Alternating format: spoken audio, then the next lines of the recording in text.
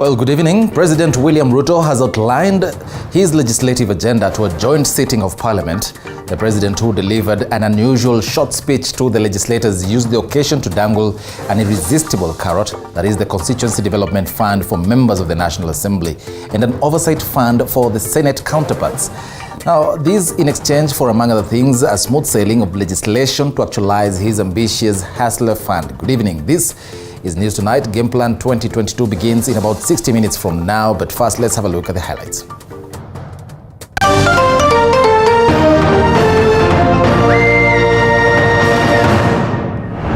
President William Ruto officially opens the bicameral parliament. I therefore take this special opportunity to congratulate all of you on your election in the last general election and the subsequent nominations of our nominated members of Parliament.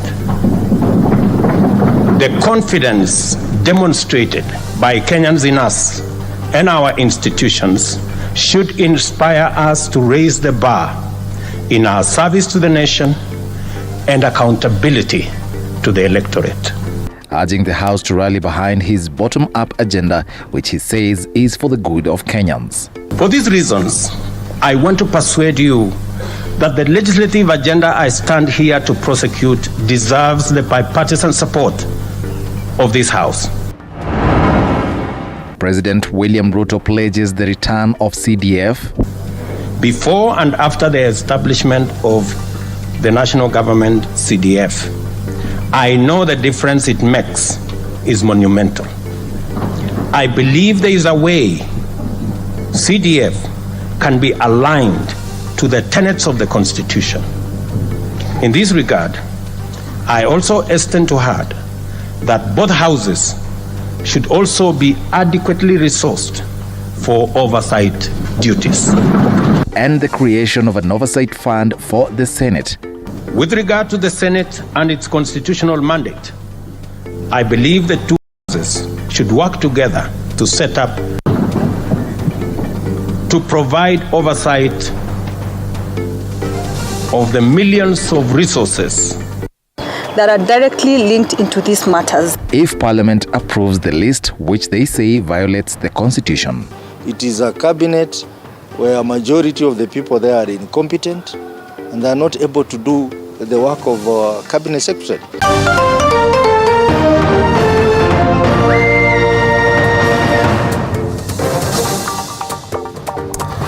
Well, good evening once more. My name is Eric Munene, our sign language interpreter. At the bottom end of your screen is Catherine C. Malloy. And just a reminder, Game Plan 2022 will be beginning at around 10 p.m. tonight. I'll be joined by Titus Kamala, who's the Member of Parliament for Lurambi constituency, as well as Kuria Kimani, who's the MP for Molo. But first, civil society organizations have threatened to go to court should Parliament approve the appointment of cabinet secretaries nominees battling criminal cases in court. They say besides failing on the gender regional balance and integrity test, the lineup unveiled by the president on Tuesday also comes with an added cost to the taxpayer, as Chepto Boit reports in this story prepared by Lucky Heriano. Even before the dust settles on the 22-member cabinet lineup unveiled by President William Ruto on Tuesday, pressure is mounting already on Parliament to reject the nominees. She was talking about need.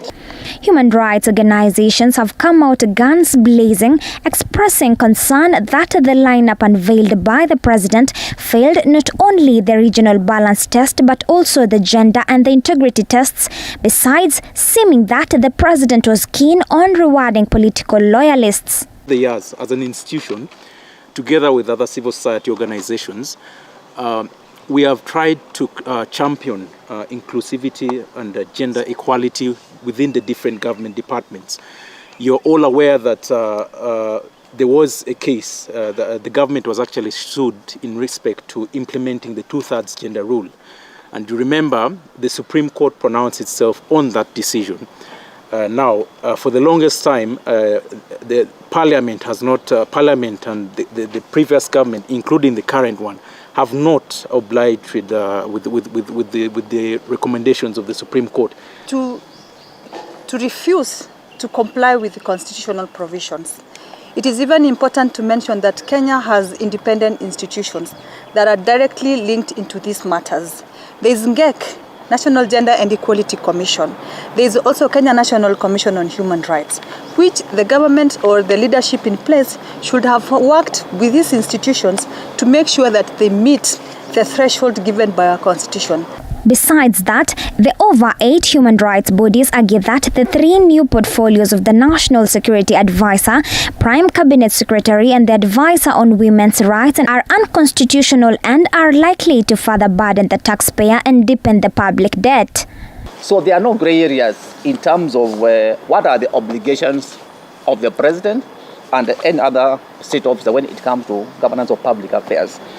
So, as my colleague has said, this is just impunity, just the failure to comply with the rule of law, and you think you'll get away with it. The human rights bodies say if Parliament approves the cabinet list, they will be moving to court to challenge the move as they demand that the process be redone afresh. But as the right groups were voicing their concerns, a section of the nominees insisted that they have what it takes to serve in the cabinet. Zake. So watu wakisema kwamba kuna wengine ambao sijui wana tajriba hii, wana mambo haya, mimi nataka niseme, unajua wewe unaweza kuwa mwanasiasa and at the same time you are a professional, because maybe wewe ni member wa professional body, na hiyo inasema ya kwamba kila mtu ana tajriba yake. So mimi kile ninataka kusema ni kwamba unajua hufanyi peke yako. It's a team, it's a big team. Kama ni ministry iko na men and women of competence. The sentiments coming just a day after Azimio la Umoja One Kenya members of parliament threatened to shoot down the lineup in what threatens to be President Ruto's next battlefront with a section of members of parliament. President, it is a cabinet where a majority of the people there are incompetent and they are not able to do the work of cabinet secretary. You can imagine Aisha Jumwa being in charge of civil service. Civil servants are one of the most highly competent and educated Kenyans. And now here they are being led by someone whose even education background is not clear. Sawa ifanyike na vile leader amesema, leader of majority amesema kwamba tutaongojea katika vetting. Kwa sababu kuna wengi wako na active corruption cases in court. Wengine wako na kesi ya mauaji katika court. Ingesubiriwa ishe kesi kama imehukumiwa ama kesi imeamua vingine, ingeongojewa, kwa sababu vile tunaambiwa kwamba wao wanaheshimu sheria. Lazima sheria iheshimike. Wale wako na hiyo case, active case in court, wawekwe kando mpaka kesi ishe. All eyes are now on Parliament, which was opened today with the vetting set to be the first order of business.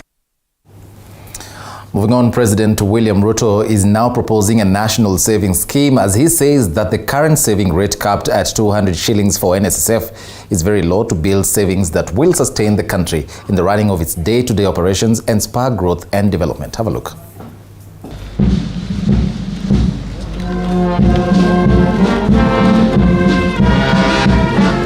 While opening the first sitting of the bicameral parliament, the president used the first formal encounter with the representatives of Kenyans to pitch his idea on what he thinks will transform the country for better.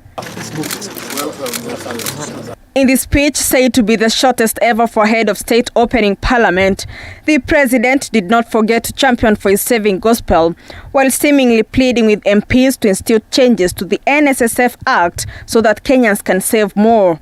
There is no retired Kenyan today who is living on their NSSF retirement benefits. You cannot pretend that you are saving by saving 200 shillings. The saving culture was big on his agenda as he reaffirmed his government's resolve to re-engineer the country's savings scheme to bridge the investment savings deficit. With the current private savings scheme only catering for people in formal employment, which leaves out a bulk of Kenyans in the informal sector. Every Kenyan who will save 6,000 a year, the government of Kenya will give them 3,000 shillings. To this effect, the president proposing a national savings drive to encourage those in the informal sector and even unemployed to set up their retirement savings plan with the NSSF. Amesema ya kwamba angetaka kwanza kuhakikisha ya kwamba watu wa Kenya wamepata ile culture ya kusave pesa. Amesema serikali yetu imefika pahali imefirisika kwa sababu ya kukosa culture ya kusave. The saving culture that you want to introduce to this country, the funding of recurrent expenditure, most important, that the current situation economically is that we are almost borrowing to sustain the recurrent expenditure. The move seen as a way to ensure the government brings in more money besides taxes, which will enable Kenya Kwanza government to buttress its ambitious economic turnaround plan and to ensure they fulfill promises made during campaigns.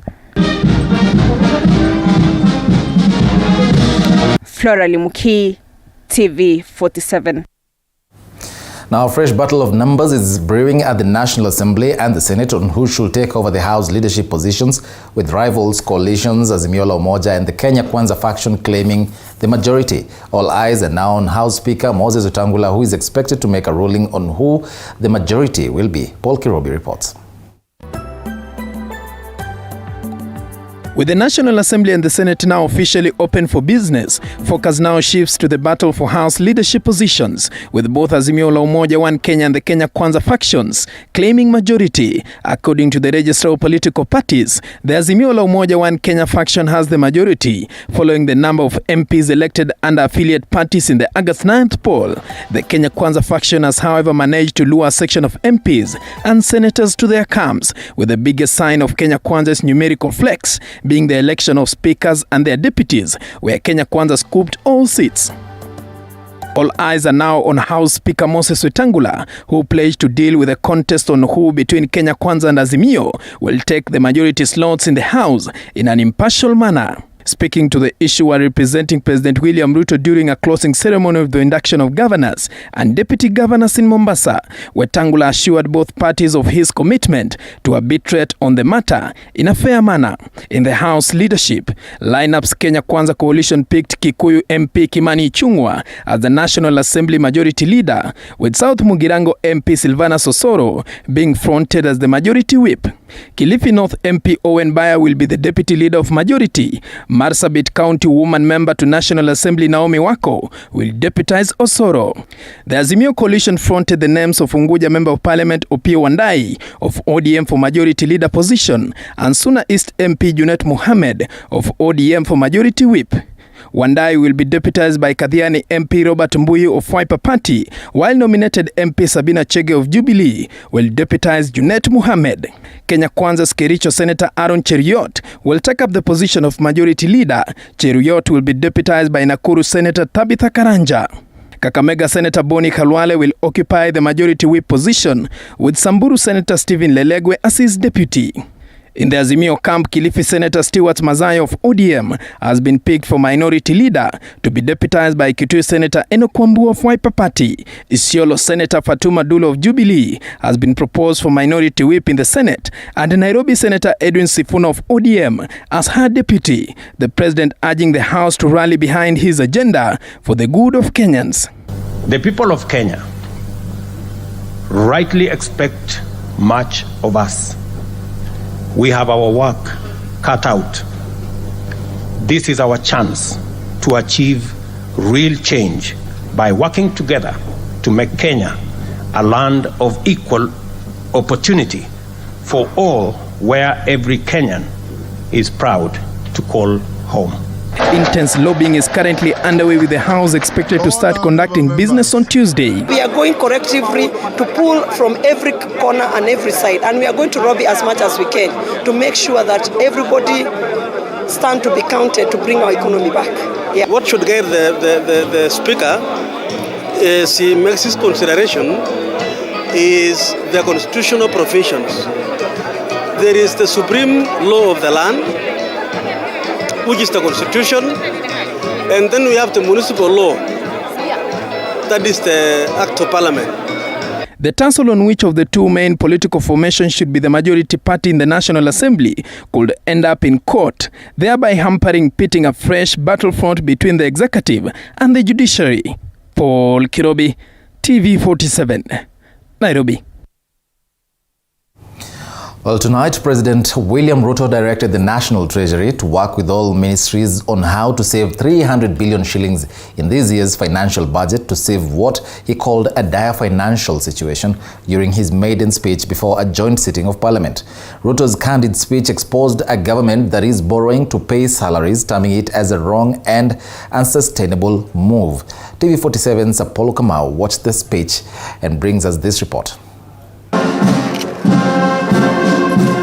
In his maiden speech during the official opening of the 13th Parliament, President William Ruto painted a picture of a broke government in need of an urgent fix in a candid speech before a joint sitting of Parliament, where he unveiled his plan to fix overspending and save the economy. Honorable speakers, honorable members, I have news,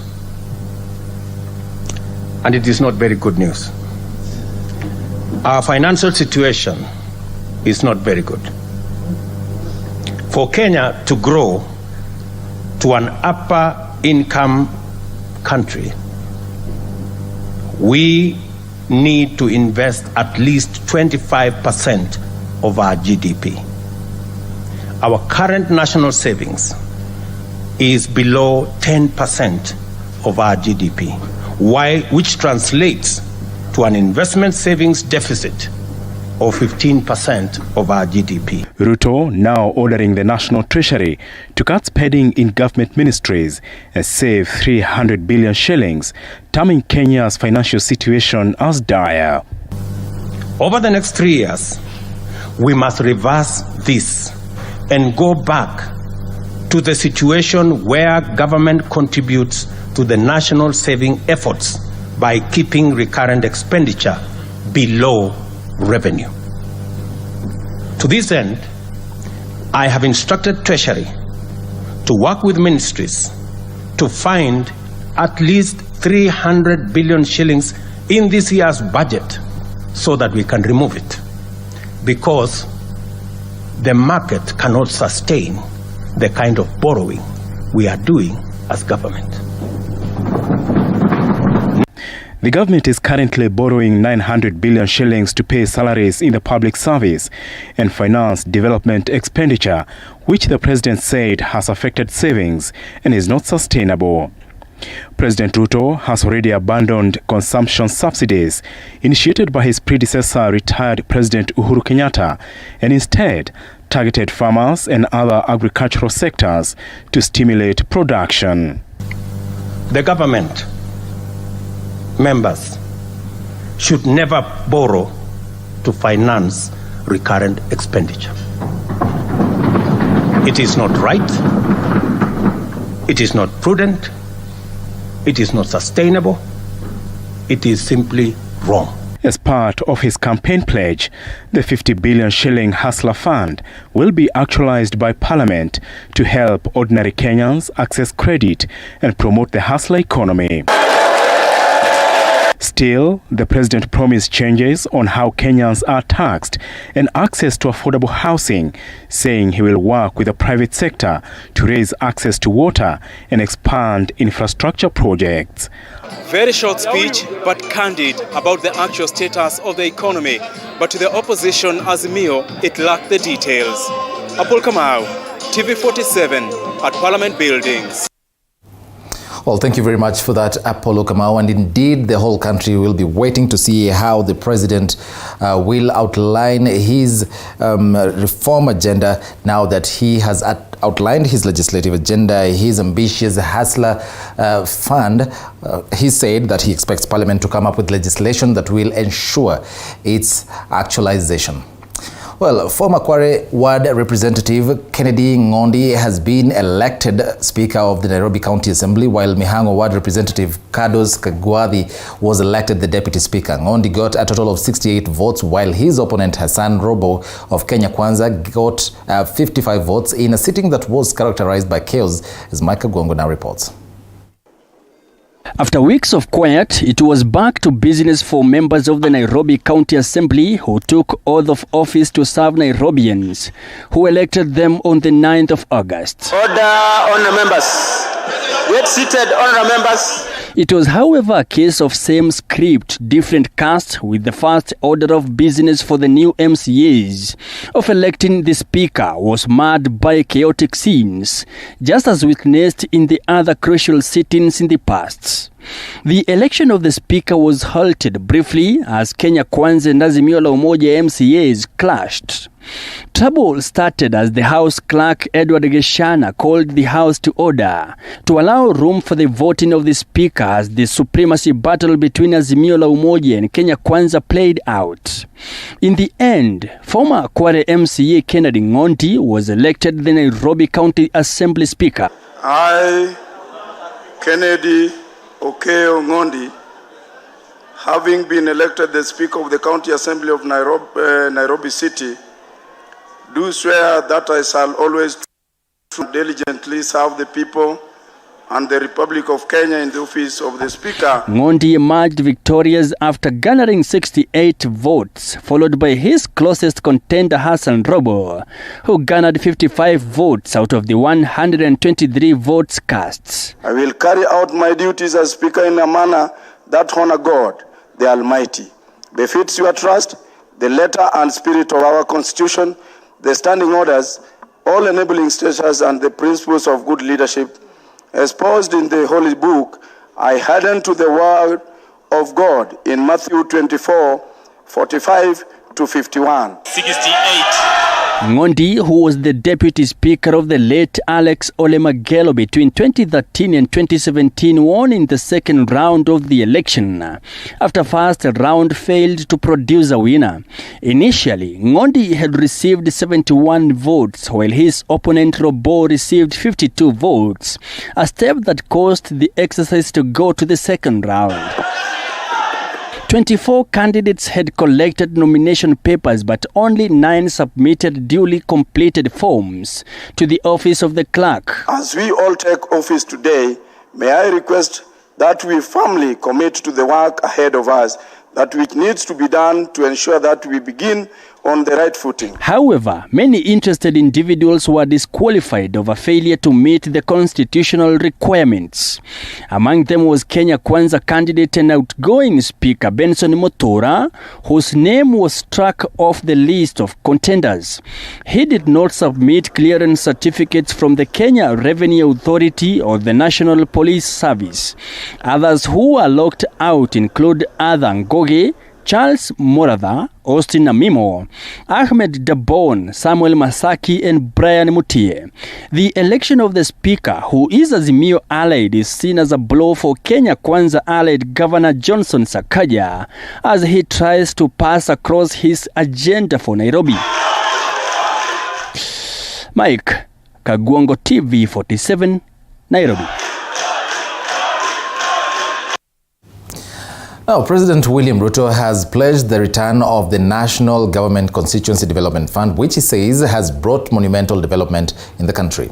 In his inaugural speech to the 13th Parliament, the President has called on fast-tracking on legislation on the Senate Oversight Fund, saying both houses of Parliament should be adequately resourced for oversight duties, a move which has been welcomed by the leaders. Right Honourable Speaker of the National Assembly, honourable members.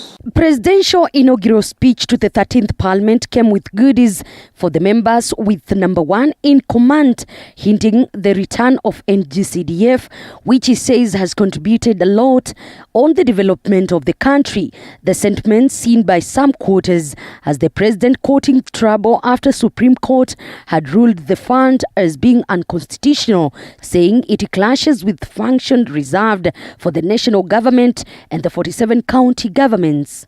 Honourable members, I know the contribution to the National Government Constituency Development Fund has made in making life better.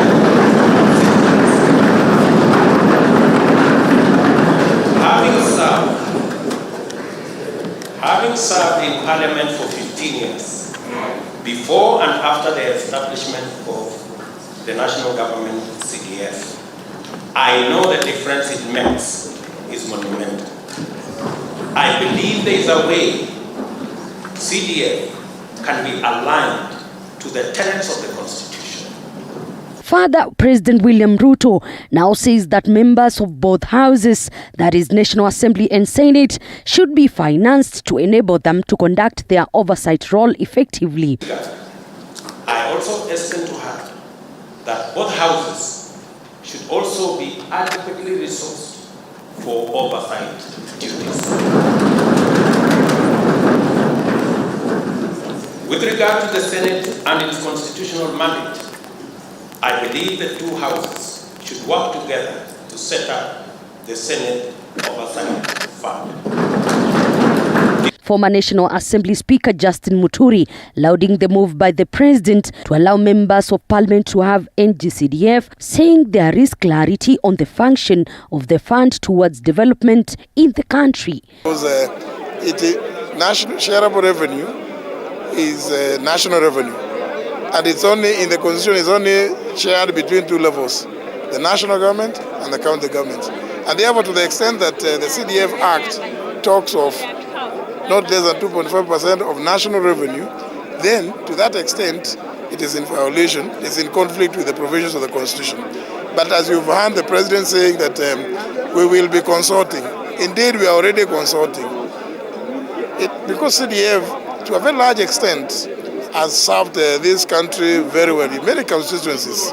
So it's a question of aligning that part so that it is not the 2.5% of national revenue.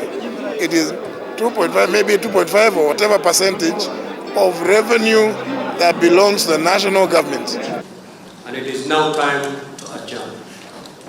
If the Honorable Chebukati is present. The directive by President over the NCGDF and Senate Fund comes as a relief for the 13th Parliament as well as members on their oversight role. Elizabeth Mutuko, TV47 Pan Biddings, Nairobi. Well, thank you, Elizabeth Mutuko, for that. Now, various political leaders in the 13th Parliament have reacted to the speech made today by President William Ruto, lauding him for his plans to tackle the current high cost of living, drought situation, and his administration's strategies to improve the health and agriculture sector in the country. Paul Munir with more.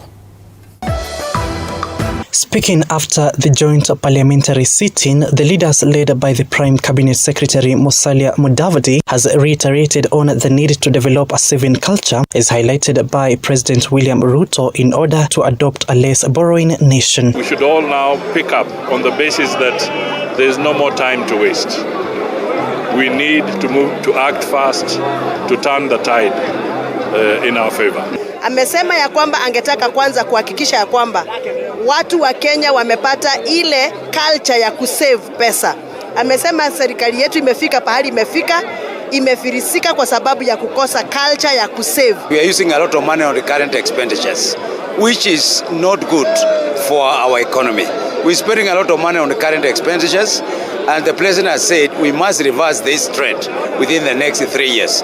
The leaders have also highlighted on the issue of taxes as they urge the members of the public to act upon their constitutional obligation by accordingly paying their taxes to increase the country's revenue. You should be coming out to go and pay your taxes voluntarily without being coerced, because of the body need to be a little bit friendly, so that we'll be able, the amount of money the revenue we are going to be collecting from taxes will be able to sustain us in terms of recurrency, expenditure, as well as we start now boosting our development from our collection from KRA. Revamping the Kenya Revenue Authority back to the Kenya Revenue Service, that was very good.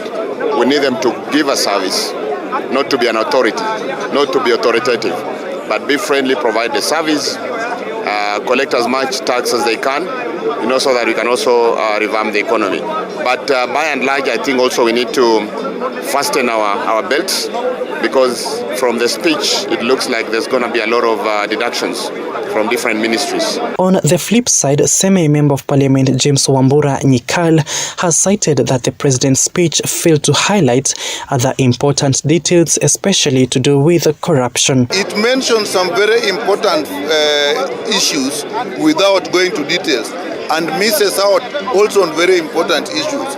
He mentions the issue of the debt and generally gives a direction we should reduce our debts, but we don't get the details that will actually go into the planning of it, even the general direction. But that's a very important. In principle, yes, we should reduce our debt, we should reduce our spending. All official activities of the parliament will start next week, where the MPs will hold different debates discussing the president's speech, the appointed ministers and their secretaries. Paul Munio, TV 47. Well, 29 minutes past the hour, time now for a very, very short break. We'll be back with more. Don't go away.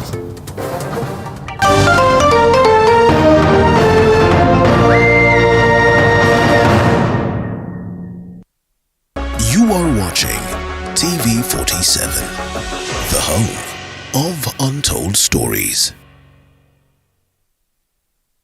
At Streisand School of Medical Health Science and Technology, we prepare the change makers of tomorrow by training them in theater technology, medical engineering, science laboratory and health records, applied biology, environmental health science, nutrition and dietetics, ICT, counseling psychology, and many more. Enroll with us today and take a certificate or diploma course. Visit our campuses in Juja, Nairobi West, Kisumu, and Homa Bay and get your career going. Usiyakubalie maumivu ya misuli kukatiza ratiba yako. Kaluma Pain Balm ni dawa ya kusugua iliyotengenezwa kutoka kwa miche maalum ili kutuliza maumivu ya misuli. Kaluma Pain Balm. Shhh. Maumivu ya kizidi, pata ushauri wa daktari. This fall, a new dawn rises in the Kenya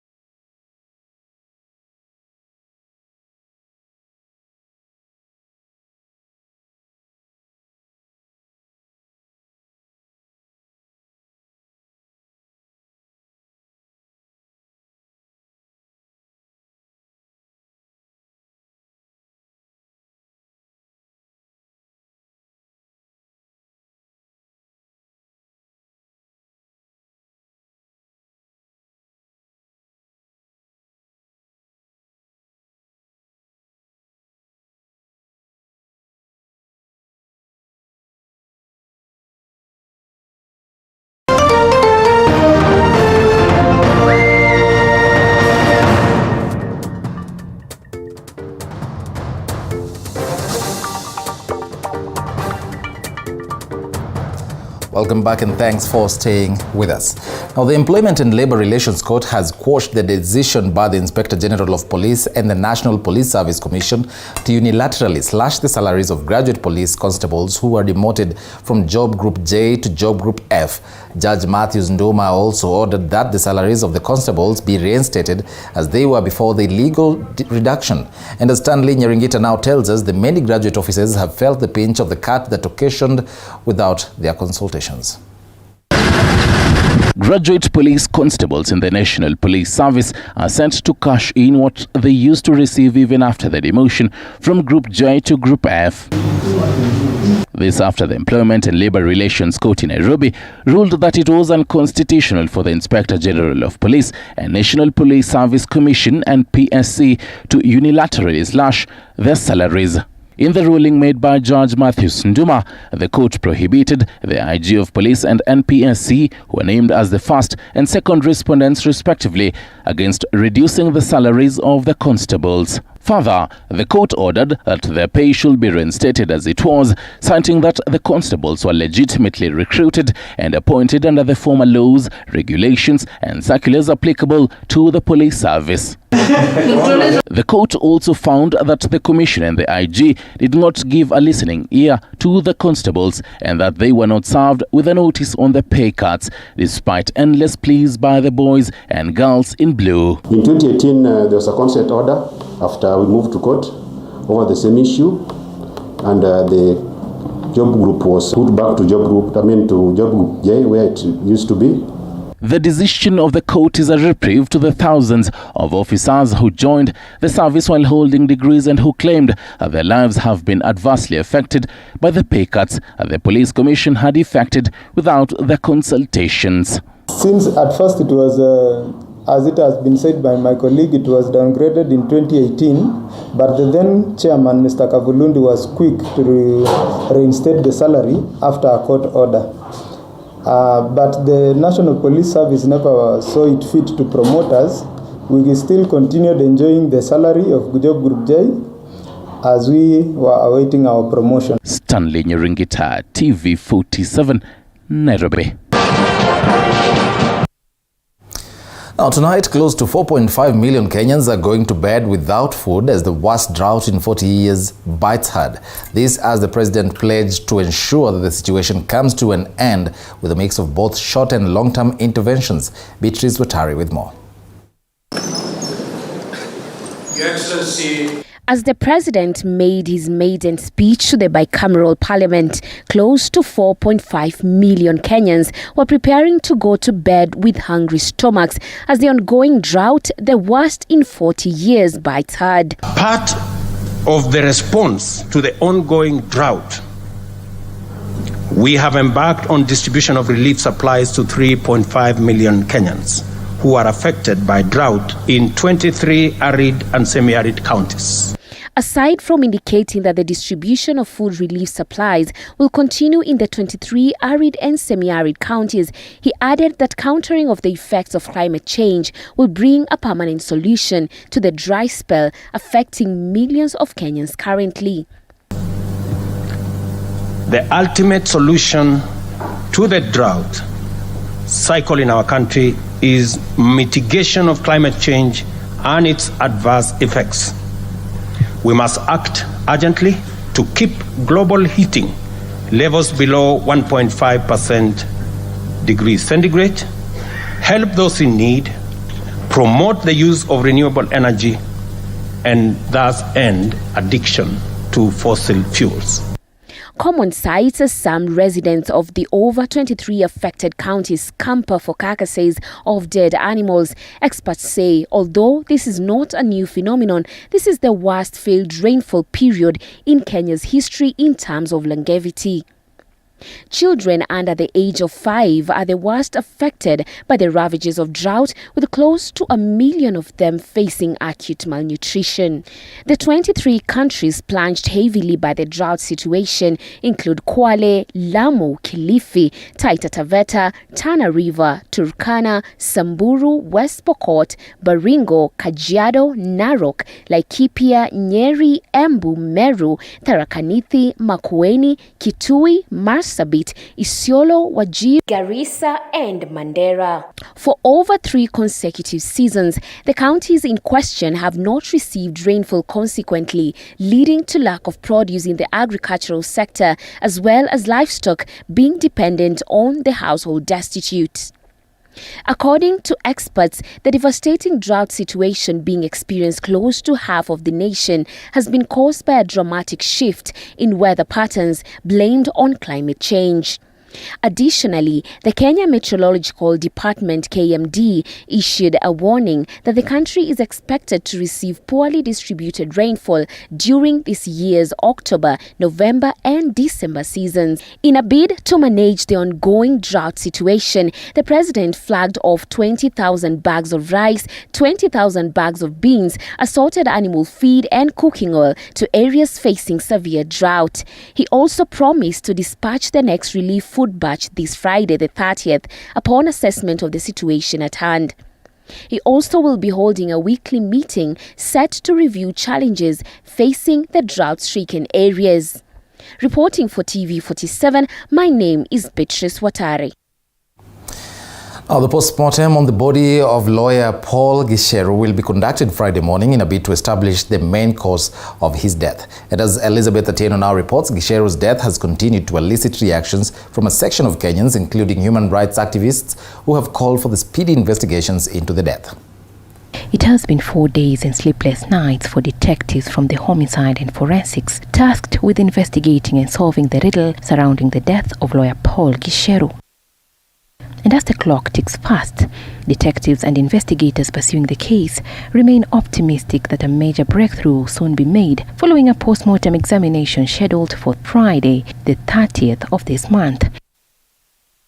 With questions abounding as to what ensued on Monday, the 27th of this month, at the Northwood Villas in Karen, Nairobi, where lawyer Paul Gicheru breathed his last, investigators are hoping that once the post-mortem is concluded, analysis by government chemists of items taken from Gicheru's home will also be ready. On Monday, the police collected samples of clothes, office keys, leftover food, and utensils used by Gicheru for forensic analysis. The police have also been tracing Gicheru's last movements, but preliminary investigations have so far not revealed if he made any strange movement. Gicheru's demise has elicited reactions from Kenyans and human rights activists who are now calling for speedy investigations into the murder for justice to prevail. As we speak right now, the circumstances under which he died in are kind of unclear. But from our end as the Kenya Human Rights Commission, we would like to call on the relevant investigating agencies, including Interpol, to come and actually investigate Paul Gicheru's case, Paul Gicheru's death. Speculations are rife on whether Gicheru's death was as a result of poison or if it had anything to do with the ICC case where he was facing 6 counts of bribery and corruptly inducing witnesses in a case against President William Ruto and journalist Joshua Sang. Because when you look at the circumstances under which he died, the importance of his case, whose judgment was just about to be issued, then it leaves us with a lot of unanswered questions. But we must remember, and I must emphasize that we must remember that Paul Gicheru ended up in the ICC because of actually tampering with witnesses. Gicheru's son, wife, father-in-law, house help and driver were the last people to see him alive before he breathed his last. According to witness statements, the lawyer spent the whole of Monday afternoon at his home hosting his father-in-law and his 20-year-old son, who is now recuperating at the Karen hospital. On finding his father unconscious, Gicheru's son Alan is said to have told his mother Ruth Nyambura that Gicheru had taken something, and upon checking on him upstairs, he was found unconscious. The dilemma remains on who between the deceased wife and son discovered Gicheru unconscious. Gicheru's case was reported to Karen Police Station under OB number 54, dated the 26th of September 2022. Elizabeth Atieno, TV 47. A distressed family in Kapkoi area of Trans Nzoia County is calling on the government to help them ferry the body of their kin who died in Cairo, Egypt. The The death of Grace Wangoi, who went to Egypt 7 years ago after getting a job as a domestic worker, remains shrouded in mystery, as Chichi Josephine now reports. The pain of losing a loved one has engulfed Grace Wangoi's family, which is yet to come to terms with the demise of their kin. Their pain made worse by the fact that the family could move from grass to grass, as she was the sole breadwinner of the family of 4. The family says that 4-year-old Grace, who went to Egypt 7 years ago after getting a job as a domestic worker in Cairo City, has been in frequent communication with them until recently, when she only texted her mother by just typing "mom" before going mute. Hata simu yake imepotea, na mimi siku hiyo usiku huo aliniandikia message akasema tu "mom", na mambo hiyo ikaisha. Her mother, Florence Wairimu, who is a widow, narrates that she received the sad news of her daughter's demise from a friend who also works in Cairo. Jumapili masaa ya saa 7:30 ndio nilipigiwa na mtu akaniambia ni wanaishi naye huko, ni rafiki yake, na ameuliza akaambiwa ati ameuawa na ako kwa mochari. Na akaenda kwa mochari akahakikisha kweli ndio huyo walimuua. Florence laments that they have not had any communication from the government regarding the death of their kin, whose death is shrouded in mystery amid reports that she could have been killed by her employer. Alikuwa anatarajia ule kukuja Disemba, lakini sasa aliuawa mahali alikuwa anafanya kazi, alikuwa ameenda kujitafutia. Ripoti vile ile inatufikia ni kwamba ati yule kijana alikuwa anataka kama kuna jizi dadangu. Vile dadangu alikataa, akachukua chuma ama ni mti akamgonga kichwa. Baada ya kumgonga ati akachukua mwili wa dadangu akaisukuma kutoka kwa ghorofa ya 13 akamgonga chini. The family is now seeking help to bring her body home for burial, while calling on the government to fully investigate the matter so as to ascertain what led to the death of Wangoi. Ombi langu tu kusema tu serikali inisaidie hata kulete mwili yake tu hakipatikane. Wangoi's case comes as cases of Kenyan suffering and even dying while in employment, mostly in Arab countries. Chichi Josephine, TV 47.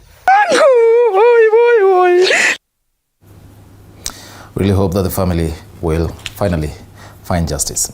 Now, cardiologists in the country are raising the alarm over cases of misdiagnosis in heart diseases, which they say is the biggest hurdle in ridding the country of the heart disease burden. This emerges as Kenya joined the rest of the world in marking the World Heart Day. Here's our health reporter Zainab Mohammed with the harrowing stories of heart disease patients who were misdiagnosed. I was resuscitated twice. My heartbeat was at 380. And I would hear the doctor saying, "We are losing her." Veronica Wanjiru Mwaura is a heart patient. She began falling sick in 2014 after surviving a road accident. Besides many complications that followed the near-death ordeal, Veronica says she experienced unexplained palpitations. For close to 6 years, she visited one hospital after another, getting a different diagnosis with every visit. Nimetembea hospitali tofauti hapa na pale. Nilikuwa na symptoms tofauti. Sikujua ni nini ambacho kilikuwa kinafanya roho yangu ikapiga vibaya. Sometimes naumwa na mgongo na tremble. Nimetritiwa vitu tofauti. It was not until 2020 when medics finally found what ailed her, a heart disease. It was a bittersweet moment for Veronica as the end of the misdiagnosis journey opened a new challenge for her, that of the high cost of cardiac treatment that almost denied her access to proper care. Wakanieka dawa ambacho ninafaka nacho for 18 hours. Na hii kati kwa uchungu wangu wote, kwa kila kitu ambacho ninapitia, wakasema lazima nilipe 400,000 ili niwekwe kwa ICU. Cardiologists say Veronica's predicament of misdiagnosis is becoming the biggest hurdle in ridding the country of the burden of heart disease. The ripple effect of this, they say, is increase in cases of late diagnosis of heart disease when little can be done. People also, they keep their things like taken for granted. Okay, I'm having minor problems. I just have acidity. I cannot have heart problems.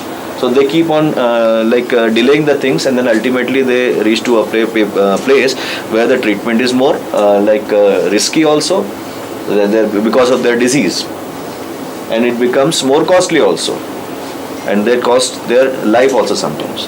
The medics are now urging you to ensure you avoid alcohol, avoid tobacco, exercise and eat the right foods in order to avoid contracting a heart disease. A is to avoid alcohol and tobacco. B is to become active. At least you should walk, run or do swimming for at least 30 to 45 minutes per day for at least 5 days in a week. That's what WHO recommendation. And C is cut down fat, cut down extra sugars, cut down salt. These all three ABC I always tell all my patients, and that is the message from my side for this World Heart Day. Zainab Mohammed, T47. Now, remarks by Deputy President Rigathi Gachagua that the Kenya Kwanza government was considering to reintroduce the Shamba system has sparked mixed reactions, with a section of Kenyans embracing the idea and others criticizing it. The Forestry Society of Kenya has supported the proposed Shamba system, which they say will help reclaim degraded forest areas in the country. But what exactly is the Shamba system, and what is its influence on the livelihoods? And Kilemi now reports. Speaking last week, Deputy President Rigathi Gachagua hinted at the reinvention of the farming system to allow peasant farmers to carry out farming in forests to boost food production in the country. Nasema hii serikali ni yenu. Tumetoa order. Wananchi wapewe nafasi walime msitu.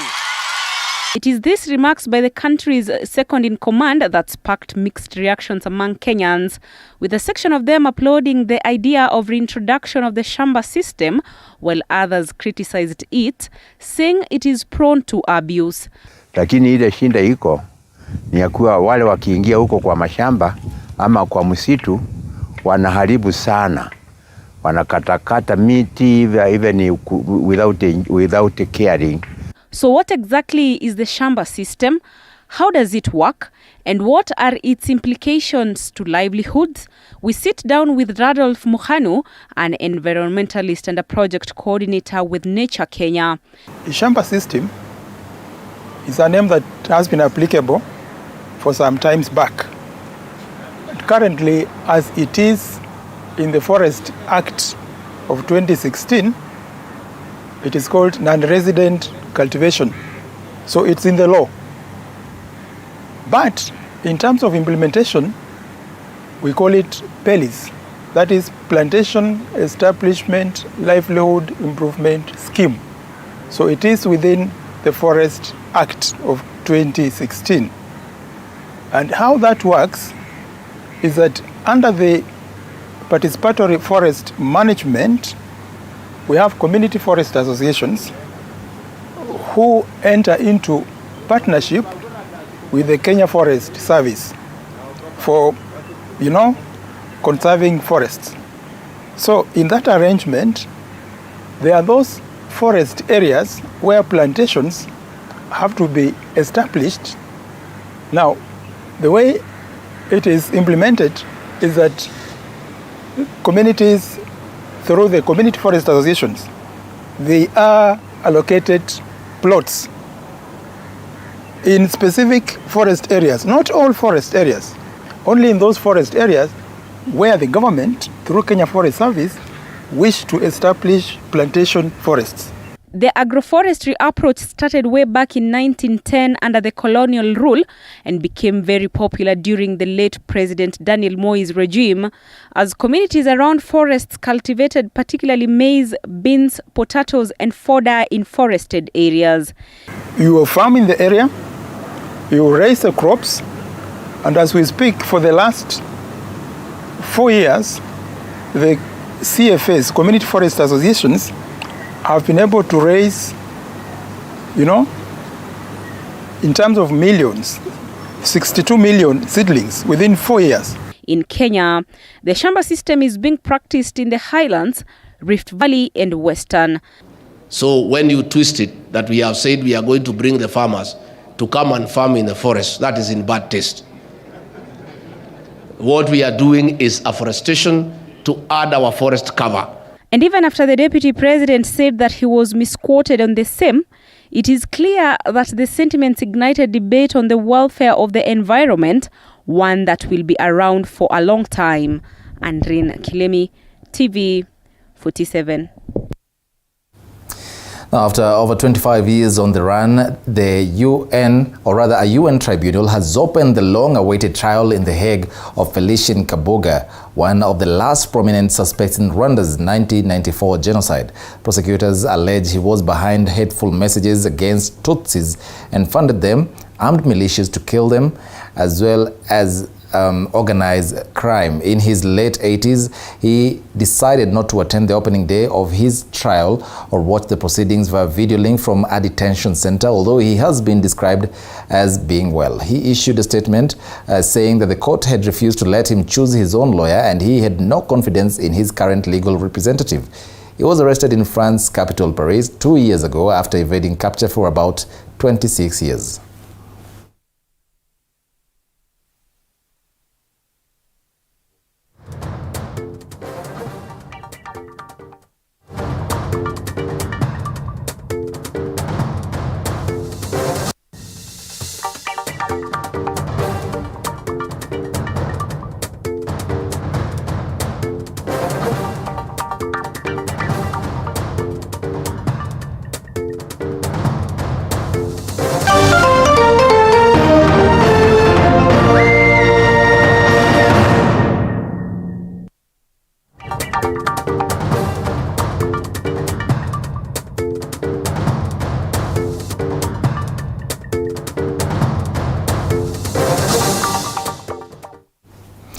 Welcome to the latest in the world of sports. FKF Transition Committee members earlier today met with the outgoing Sports Cabinet Secretary Amina Mohamed at the Moi International Sports Center, Kasarani.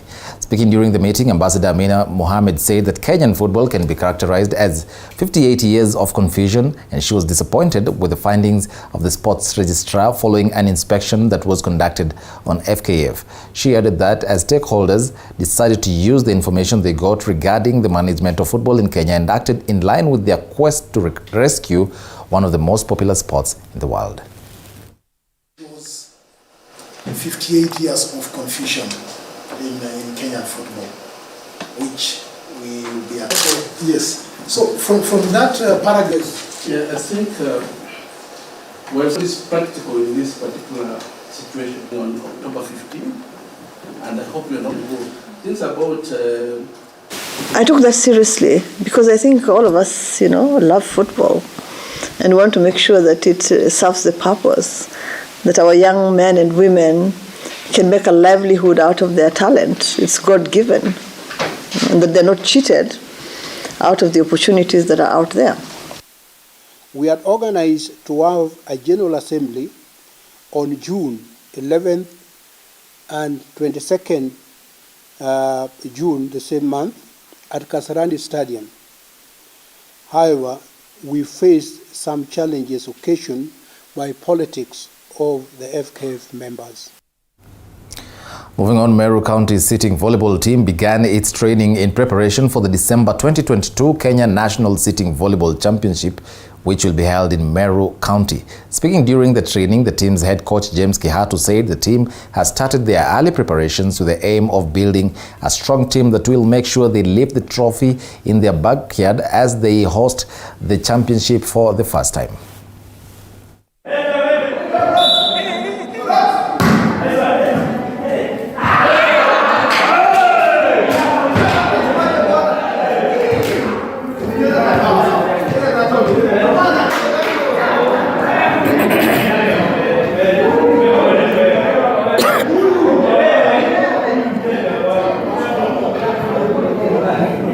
Tunafanya training ya mwezi ambayo tunatarajia sisi tutahost hapa Meru. So tumeanza mazoezi yetu mapema. Jo national championship zitakuwa hapa Meru kulingana na vile tumearifiwa na wakuu wa national wa NEC. So tuko hapa sisi tunafanya mazoezi ambapo wachezaji ukiwaona wamejikakamua kabisa. Tumejikakamua na tuko ready kuacha trophy title hapa Meru. Men are 10, ladies are 10. Tumetoa wachezaji kutoka every sub county ili tufanye training, sababu sisi Meru County ndio tutahost December, tutahost Kenya yote nzima. So tunaendelea na training, na I think hata tungetaka county government wapate kusaidia hii timu yetu, sababu wako na charge kubwa kutoka huko manyumbani, ni wako na shinda kubwa. Now, with the rising confusion in football matters in the country on who will run the Football Kenya Federation Premier League new season, clubs have continued to prepare for the season. Our sports reporter Duncan Mutua visited 19 times champions Gor Mahia's training session and prepared the following story. Early in the morning at the Camp Toyoyo grounds, and 19 times Kenya Premier League champions Gor Mahia players are training, relishing their skills ahead of the 2022-2023 Football Kenya Federation Premier League season. We have our goals as a team, and we are looking forward to having a good season when the season starts.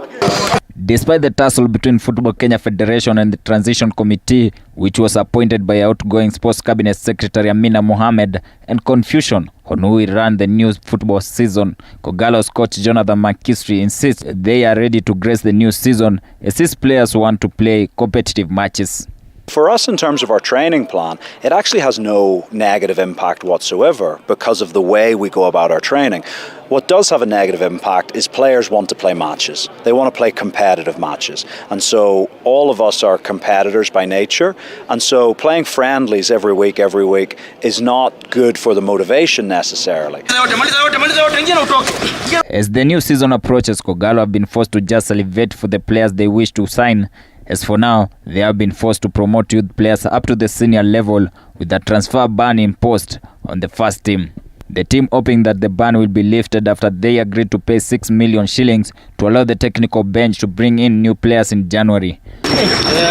But Kogalo's coach Jonathan McKinstry said their target is to be among the top 3 teams that will be battling for the title when the season begins. We haven't been able to sign players. There's been some teams in the KPL who've signed a lot of players this summer and strengthened. We have not been able to do that. We've promoted a lot of young guys from the youth academy, from the youth team up to the first team. But we're confident that obviously the transfer embargo gets lifted in January. We'll be able to sign players in January, but we're very confident that we'll get to the mid-season break and we'll be in competition at the top of the league. You know, we'll be one of those 2 or 3 teams competing for the top spot. McKinstry has called upon the football stakeholders to come up with a stable and collaborative organization so as to create a strong football environment. You need all the stakeholders to come together. That's clubs, that's government, that's the football federation, it's the communities, it's the schools. I think when everybody comes together, you can have a really strong football environment, not just for today, but for the long term. Mutua, Duncan, TV47 Sports. Well, thank you, Duncan Mutua, for that. Now, KCB Football Club trounced Ligi Ndogo 5-0 in their first friendly match after a high-altitude training camp in Meru at the current leadership center. New signing Nicholas Kipkirui scored 2 quick first-half goals to fire KCB ahead as Danson Chitambe's free kick found the back of the net to give the Bunkers a 3-0 lead in the first half before Henry Onyango and Michael Doer were on target in the 84th and 86th minute respectively to seal their victory.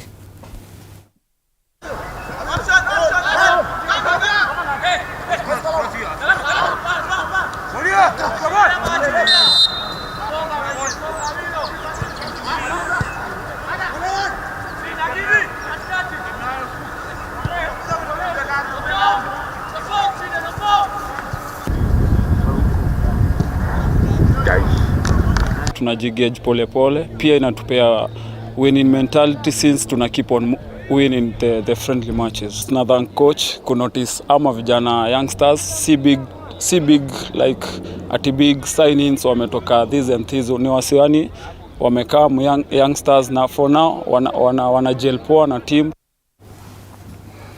The National Women's Basketball Champions Kenya Ports Authority and Equity Hawks advanced to their quarterfinals of the ongoing FIBA Africa Zone 5 Club Championship in Dar es Salaam, Tanzania.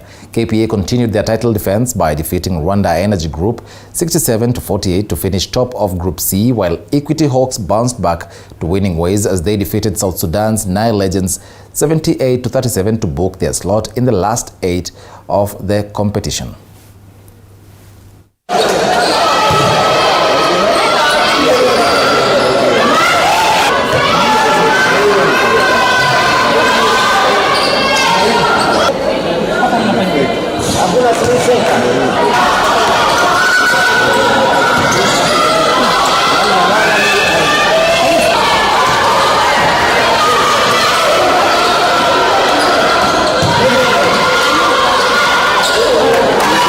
Finals. Because now we are preparing for the quarterfinals, we need to step up on every area. That is on our defense and on offense, on our decision making. And these are things we keep on working every day. So even tomorrow, I think we'll have a morning session training whereby we need to improve on our offense so that we can make proper decisions as we gear up for the quarterfinals. Our defense really worked well. And also on offense, we had good transition because we were moving the ball the way we expected. And that was a good thing because when players share the ball, scoring becomes very easily, unlike when they start playing as individual players. So hopefully tomorrow we'll do better than what we have done today. Move the ball a lot on offense. And also on defense, we need to make sure that we are alert, we don't allow easy baskets. We are boxing out in order to make it difficult for whoever will be playing tomorrow. Well, at 5 minutes past 10 p.m., that's all we had for you on News Tonight on these 20